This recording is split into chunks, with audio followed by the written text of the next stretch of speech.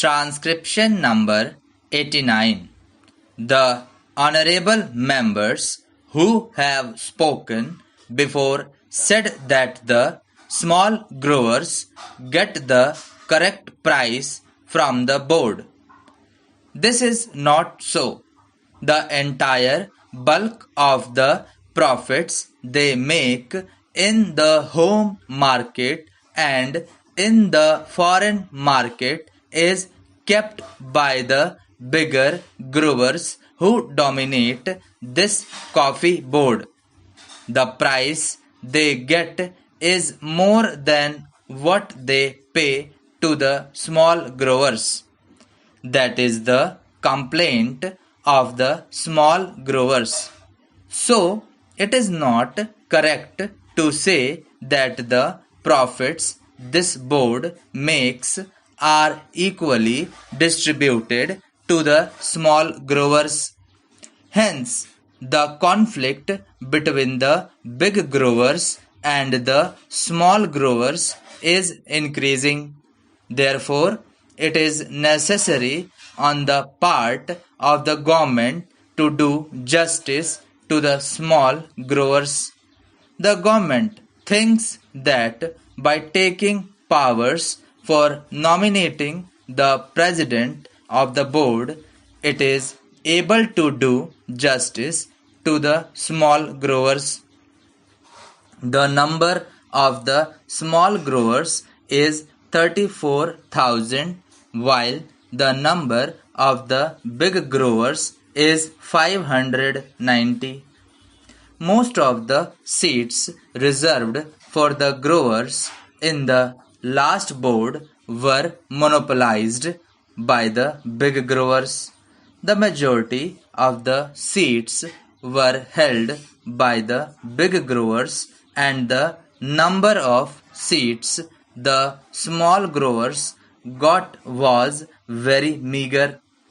It was not more than 4, or if my recollection is correct. What the government should have done was to give equal representation to the small growers. They should have asked the growers to return their representatives or to give a panel of names from which government could have chosen some. The choice of the representatives should have been left to the respective organizations. If there was no organization for the small growers, government should have asked them to organize one separately and then send in their representatives. Our friends said that the representatives of the small growers were there on the existing board. It is true, but I know the practice of these big growers or big industrialists. Having given membership to the smaller fry on their organizations, they don't allow them to express themselves. The chairman or the man who holds sway of the board sees to it that all the members agree to what he dictates.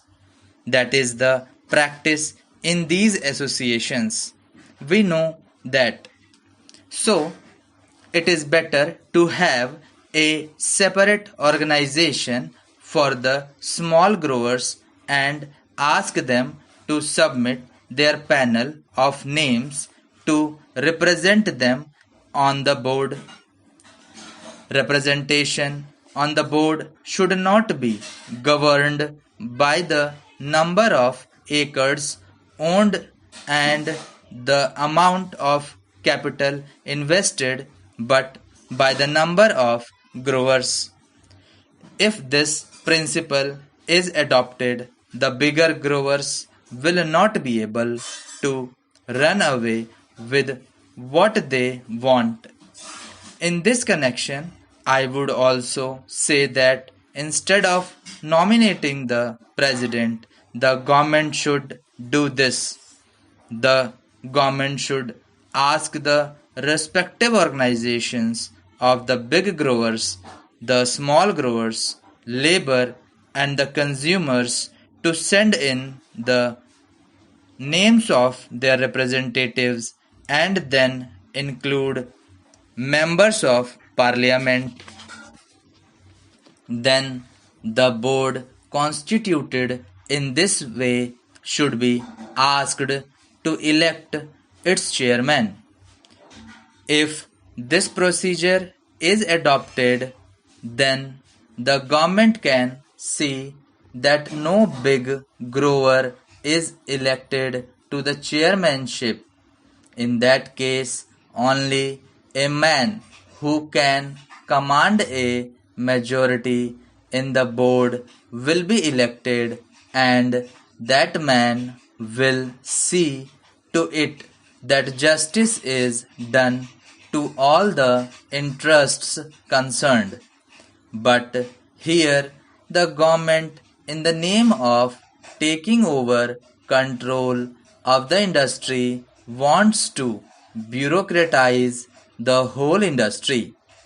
I don't think that by bureaucratizing the board, the government will be able to bring in any way to help the industry to develop or to bring about better working conditions for the labor. One member in the select committee said that no representation should be given to labor. That is the attitude of the growers. That is the attitude generally of all employers in this country. But is it just on their part to deny representation to labor as well as to the consumers? Certainly, the rights of these people should be recognized, but personally, I don't think that by merely giving representation to labor on the board, the government can do justice to labor.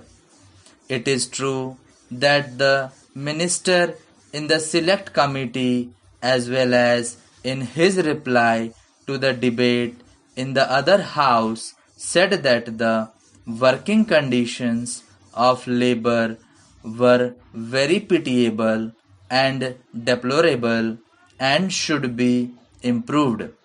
Sir, there was also a petition sent to the Lok Sabha by the employees of the coffee board recommending to the house that their petition should be considered.